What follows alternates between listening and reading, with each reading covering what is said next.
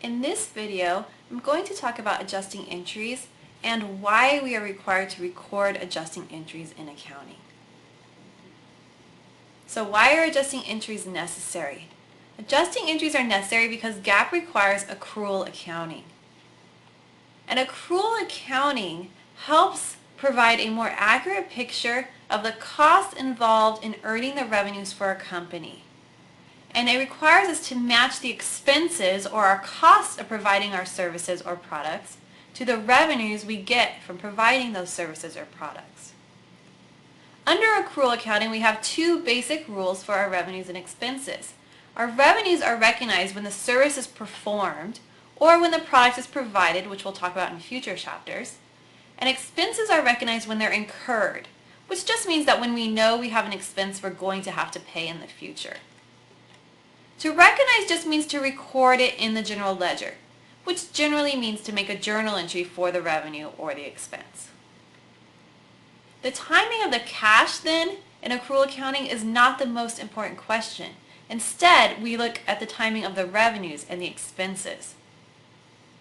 So under accrual accounting, we can have a revenue even if we have not yet been paid for our service or our product. We can also have an expense even though we haven't necessarily paid for it yet. The timing of the cash receipts and payments comes in possibly later, and that's why we have accounts receivable, which is revenues that we'll collect the money on in the future, and accounts payable when we have to pay expenses in the future. So let's look at an example between the difference of cash and accrual accounting. So here we have Fresh Colors, and they paint a building in 2020. So in 2020, it incurs and pays for all the expenses of painting that building, which was $50,000. It then bills the customer $80,000, but the customer doesn't pay until 2021. So maybe they, painted the building in December, they get paid the following January of the next year.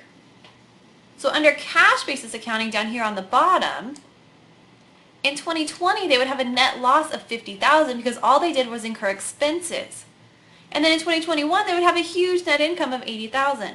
But really, this big swing doesn't give you a good picture of what actually happened, right? But under accrual accounting, we get a better picture. Really, they provided a service and they had some expenses, and so their net amount of income in 2020 is the $30,000.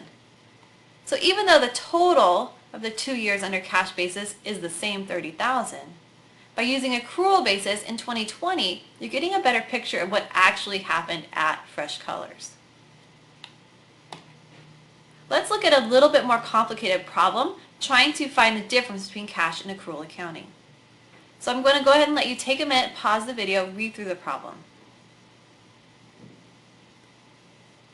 Okay, now that you've read through the problem, we need to first see what would be our net income under a cash basis in 2020. So first thing you need to remember is that net income is your revenues minus expenses. And under cash basis, we're only recording revenues when we receive the cash and expenses when we pay the cash. So our problem tells us that Orange Company collected $104,000 from customers in 2020, and then down here it tells us that they paid $73,000 for expenses in 2020. So under cash basis accounting, revenues minus expenses, our net income would be $31,000. Now let's look at what our net income would be on the accrual basis.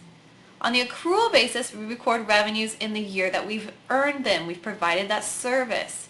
So even though we collected $104,000 of cash, up in our problem it tells us that of the amount collected, $25,000 was from services performed in 2019. So if we provide those services in 2019, they would have been revenue in 2019. So we don't get to also count them as revenue in 2020. Then the problem says, in addition, Orange performed services worth $38,000 in 2020, which will not be collected until the next year. But under accrual accounting, we do get to count those as revenues because we provided the service during 2020. So our total revenues then for 2020 under accrual basis would be $117,000. Now we need to look at the expenses side. Orange paid $73,000 for expenses in 2020. But again, of that amount, $30,000 was for expenses that were incurred in the prior year in 2019. So those would not be included as expenses in 2020. It's only going to be an expense in one of the years. Then it tells us that in 2020 they incurred $42,000 of expenses that are not going to be paid until the next year. So because we incurred those in 2020, they would be included as an expense in 2020 under accrual accounting, and therefore our total expenses would be $85,000. So now we can take and calculate our net income, revenues minus expenses, for the year under accrual accounting would be $32,000. Basically, there are two types of adjusting entries that we cover.